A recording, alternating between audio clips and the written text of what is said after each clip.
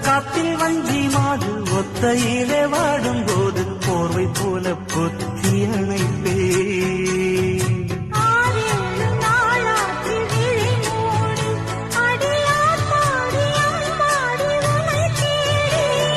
நீதானி மானி என் இளஞ்சோடி உனை நீங்காது என்